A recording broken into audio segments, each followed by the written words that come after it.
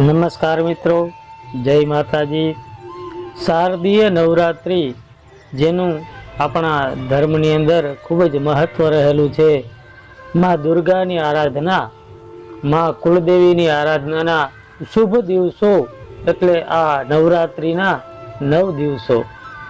જેવી રીતે જન્માષ્ટમી એક દિવસ, રામનવમી પણ એક દિવસ, પણ માં જગદંબાની આરાધના માટેના શુભ દિવસો 9 દિવસો એટલે માં નવદુર્ગાની પૂજા, આપણા કુલદેવતાની કુળદેવીની પૂજા એટલે આ શુભ શારદીય નવરાત્રિ।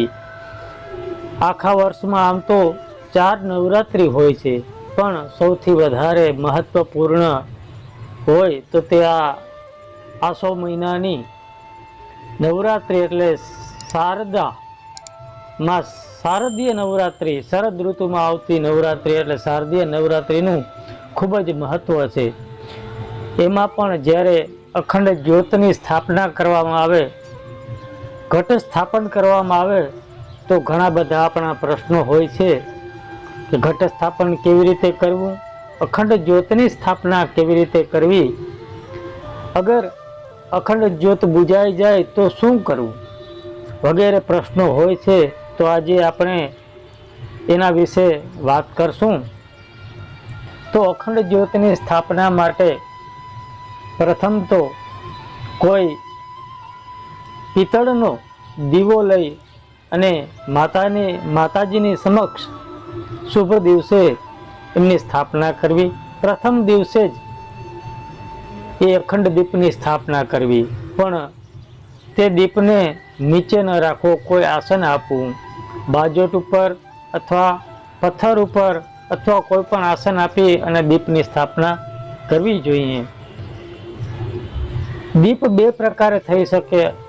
શુદ્ધ ગાયનું ઘી હોય તો એનાથી પણ દીપ પ્રગટ થઈ શકે, અખંડ જ્યોત રાખી શકાય, અથવા તો તેલથી પણ દીપ પ્રજ્વલિત અખંડ જ્યોત કરી શકાય છે।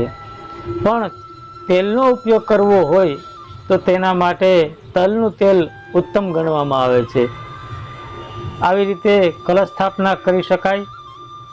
અને ઘટ સ્થાપન માટે પણ આવી જ રીતે ઘટ સ્થાપન કરવા માટે થઈ અને કોઈ પણ બાજોટ ઉપર અથવા તો કોઈ સારી જગ્યા ઉપર આસન બિછાવી એના ઉપર મગ અથવા ઘઉં રાખી એના ઉપર આ ઘટ સ્થાપન કરી શકાય। એ ઘટની અંદર માટીનો જે ઘડો હોય એની અંદર આસોપાલવના 5 પાન અથવા તો 11 પાન પધરાવી, સોપારી, સવા રૂપિયો, લીલી હળદર પધરાવી ઉપર શ્રીફળ રાખી અને ઘટ સ્થાપના કરી શકાય। શુભ સમયે, શુભ દિવસે, પહેલા જ દિવસે અને શુભ સમયે આ ઘટ સ્થાપના કરી અને રાખી શકાય। અને અખંડ જ્યોતનું પણ આવી જ રીતે હોય છે। આ અખંડ જ્યોત પ્રગટાવવાનું કારણ અને મહત્વ તો જે દિવસે અખંડ દીપની, અખંડ જ્યોતની સ્થાપના કરવામાં આવે તો એવું માનવામાં આવે કે આપણા જીવનમાં રહેલો જે અંધકાર છે, આપણા મનમાં, શરીરમાં રહેલો જે અંધકાર છે એને આ અખંડ જ્યોત દૂર કરે છે અને પ્રકાશની પ્રાપ્તિ થાય, એટલા માટે આ અખંડ જ્યોતની સ્થાપના કરવામાં આવે છે। તે અખંડ જ્યોતને 9 દિવસ સુધી આપણા ઘરની અંદર રહે તો સુખ, શાંતિ, સમૃદ્ધિ અને માતાજીના આશીર્વાદ મળે, કુલ દેવતાઓની કૃપા થાય, માં નવદુર્ગા પ્રસન્ન થાય, એટલા માટે 9 દિવસ અથવા તો દશેરા સુધી આ અખંડ જ્યોત રાખવામાં આવે છે। મનોકામનાઓ પૂર્ણ થાય એટલા માટે પણ આ અખંડ જ્યોત રાખવામાં આવે છે, જેનાથી ઘર પરિવારની અંદર ખુશીનો માહોલ રહે છે। શ્રદ્ધા અને વિશ્વાસપૂર્વક આ 9 દિવસ સુધી માતાજીની આરાધના કરવામાં આવે તો બધી જ મનોકામનાઓ પૂર્ણ થાય છે। ગાયનું ઘી અથવા તો તેલનો ઉપયોગ કરી અને આ અખંડ જ્યોતને રાખી શકાય। પણ જ્યારે ઘીનો દીપ જો આપણે રાખવાનો હોય તો જમણી બાજુ, અને જો તેલનો જો દીવો અખંડ જ્યોત રાખવાની હોય તો તે ડાબી બાજુ રાખવાની હોય છે. 9 દિવસ સુધી આ અખંડ જ્યોત રહે એની સાથે લોકો વ્રત પણ કરે છે. 9 દિવસ સુધી વ્રત કરવામાં આવે તો પણ આપણી બધી જ મનોકામનાઓ પૂર્ણ થાય. કોઈ માત્ર ફલાહાર કરી અને વ્રત કરે, કોઈ માત્ર જલપાન કરી અને પણ 9 દિવસ સુધી માતાજીની આરાધનાઓ કરતા હોય, જેનાથી એમની અમી દ્રષ્ટિ, એમના આશીર્વાદ આપણા પરિવાર ઉપર રહે છે. કારણ કે અખંડ જ્યોત પ્રગટ કરવાનું કારણ કે આપણા શાસ્ત્રો અનુસાર અગ્નિદેવ છે. અગ્નિદેવની સાક્ષીમાં જ બધા આપણા ધાર્મિક કર્મો થાય છે. જેવી રીતે લગ્ન હોય તો પણ અગ્નિદેવની સાક્ષી હોય છે. કોઈ પૂજા કરીએ એમાં પણ અગ્નિદેવની સાક્ષી દીપ પ્રગટ કરવામાં આવે છે. તો અગ્નિદેવ સાક્ષી સ્વરૂપ છે. જ્યારે એ અગ્નિદેવની સ્થાપના, જ્યોતની સ્થાપના કરવામાં આવે તો જીવનની અંદર પ્રકાશની પ્રાપ્તિ થાય અને અંધકાર દૂર થાય છે. અને આ અખંડ જ્યોત પ્રગટ કરવાથી ઘરમાં રહેલી, મનમાં રહેલી કે શરીરમાં રહેલી નકારાત્મક ઉર્જા છે, જે ખરાબ વિચારો છે, એ આપણાથી દૂર થાય અને ઘર પરિવારમાં યશ અને કીર્તિની પ્રાપ્તિ થાય છે. સાથે સાથે આપણાથી અજાણતા થયેલા પાપોનો નાશ થાય છે, પાપ દૂર થાય છે. એટલા માટે પણ આ અખંડ જ્યોત રાખવામાં આવે છે. અખંડ જ્યોત રાખવાથી આરોગ્યની પ્રાપ્તિ થાય, નાણાકીય સમૃદ્ધિ આપણા ઘરની અંદર આવે છે. ગાયનું ઘી છે, જેનો દીપ આપણે રાખેલો છે, જેનાથી જીવજંતુઓનો નાશ થાય છે. જે ખરાબ જીવજંતુઓ છે, નકારાત્મક ઉર્જા છે, દૂર થાય. એટલા માટે ગાયનું ઘી ઉત્તમ માનવામાં આવે છે. અને અજ્ઞાન રૂપી જે અંધકાર છે એનો પણ માં દુર્ગા, નવદુર્ગા આપણા કુલદેવી નાશ કરે, એટલા માટે થઈ અને આ અખંડ જ્યોત રાખવામાં આવે છે.